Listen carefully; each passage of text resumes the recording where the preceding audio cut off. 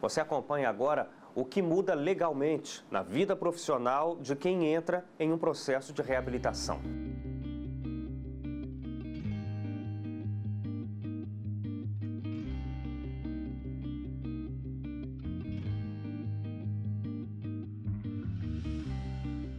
De acordo com o censo do Instituto Brasileiro de Geografia e Estatística, no Brasil, mais de 45 milhões de pessoas têm alguma deficiência, o equivalente a quase 24% da população do país. São pessoas que, em algum momento, vão procurar por algum tipo de reabilitação, seja ela motora, auditiva, visual, intelectual ou todas elas juntas.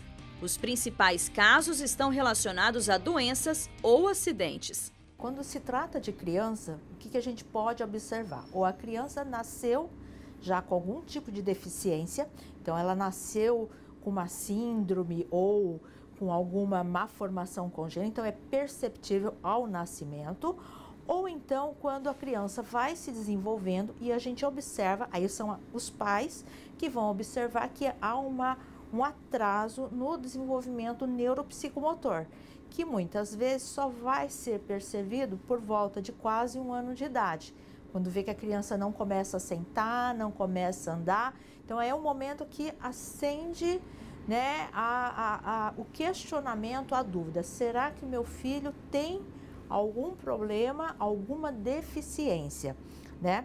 Fora isso, existem as outras causas, que são causas externas. Então, se a pessoa teve um acidente de moto, sofreu um ferimento por arma de fogo, queda de altura, então assim, houve um acidente, houve um incidente e disso pode-se ter uma sequela, né? A pessoa sofreu, né, um derrame, sofreu um AVC, operou um tumor no cérebro, então já é sabido que todas essas situações podem levar a diferentes graus de deficiência física, motora, sensorial, cognitiva, e aí a gente vai avaliar conforme cada caso.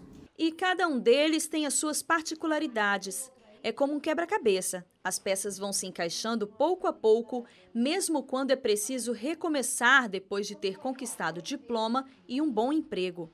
A Karina, por exemplo, estava no auge da vida acadêmica e profissional quando tudo aconteceu.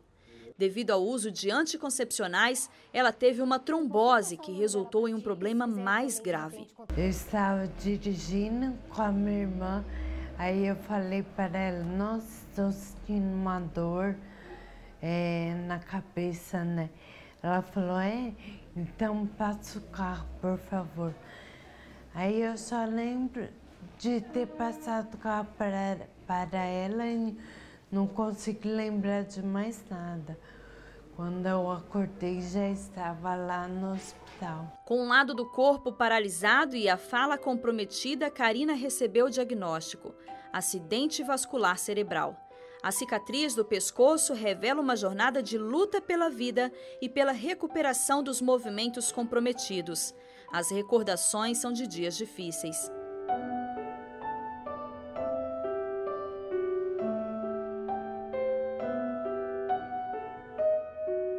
Eu fiquei agressiva, desisti de tudo, né? Nem sei, eu não acreditava mais em nada. Foi difícil, né, eu aceitar, né? Que eu era independente, fazia tudo, né? Trabalhava, fazia faculdade, os deveres de casa. Aí, de repente, eu não podia fazer mais nada. Aí é bem complicado. Eu tive que aprender a fazer tudo, né? E com o acidente eu acabei esquecendo. Foi aí que a terapia ocupacional passou a fazer parte dos tratamentos na luta pela vida e pela recuperação dos movimentos. As mãos, que antes eram descoordenadas, agora já conseguem fazer movimentos mais delicados. Uma ajuda e tanto para as atividades do dia a dia.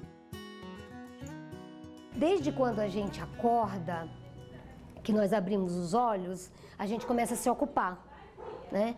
Então, se ocupar como? A gente precisa levantar, vai tirar a roupa, vai trocar a coxa, guardar os lençóis, fazer o café, tomar o banho, ou cada um na sua rotina, né? Então, tudo isso são ocupações, né? E essas ocupações são chamadas de atividades de vida básicas de vida diária. Então, quando há um acidente, um problema com o indivíduo, onde ele perde essa habilidade, a terapia ocupacional vem para estimular, para desenvolver, né? Ou para reabilitar mesmo, né? E no caso da Karina foi isso, né? No caso da Karina, ela perdeu essas habilidades e foi necessário o terapeuta ocupacional para reorganizar a Karina. Mudou bastante, eu percebi que foi muito bom, porque eu não sabia mais, né? Tinha esquecido. Com o tratamento, né? Eu reaprendi tudo. Eu aprendi a pentear o cabelo, escovar os dentes, porque eu não sabia, mas esqueci como era, né? Me alimentar também. Organização que já dá para perceber quando a Karina resolve colocar tudo em ordem.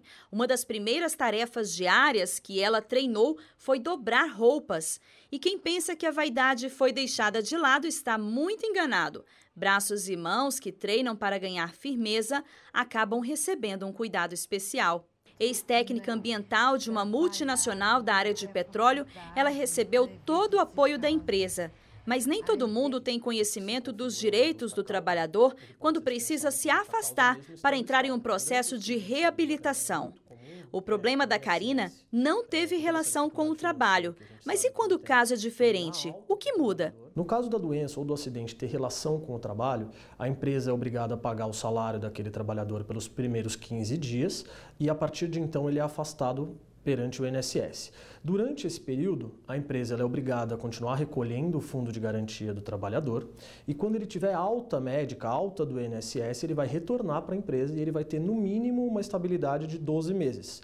Caso tenha previsão em convenção coletiva ou acordo coletivo, essa estabilidade pode ser ainda maior. O advogado ressalta ainda quais são os direitos do trabalhador quando ele perde a capacidade de exercer as atividades profissionais. Bem, no caso da perda parcial, cabe à empresa readaptá-lo numa função compatível, em especial se tiver relação com o trabalho, o motivo da perda de capacidade dele. No caso da perda total, aí ele vai ter um afastamento perante o INSS de forma definitiva, que é o que a gente chama de aposentadoria por invalidez. Então, se ele não tem mais condições de trabalhar, ele se aposenta em definitivo pelo INSS. Agora, a empresa, se gerou o dano ao empregado, ou seja, se a causa do afastamento dele, desta incapacidade, está relacionada com o trabalho, quer seja uma doença ou um acidente, aí, judicialmente esse trabalhador tem condições de buscar uma indenização material em relação à empresa, que é a pensão vitalícia.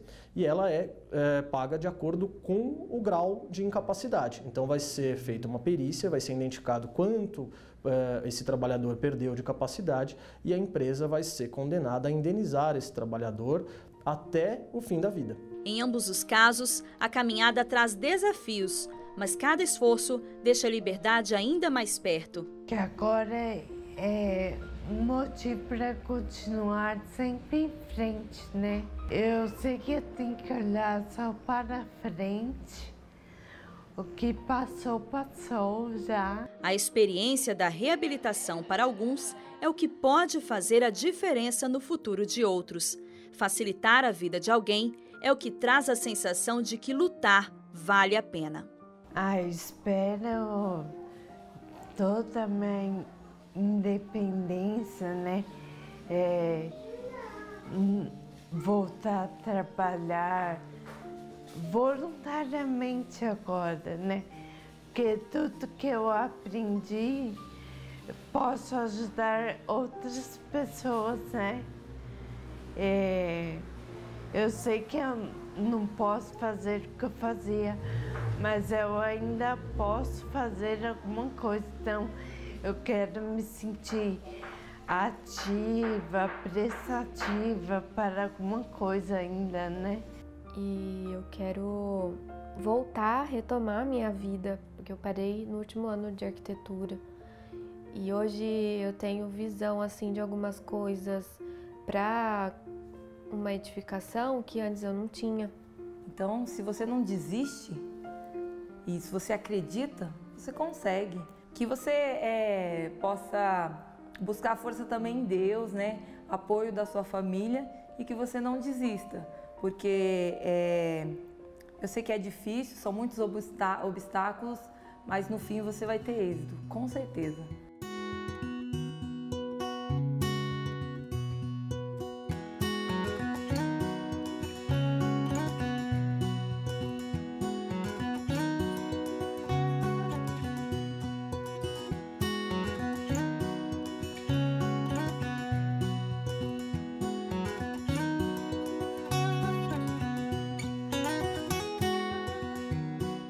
Bom, mais do que trazer de volta os movimentos, as terapias podem formar profissionais e histórias inspiradoras.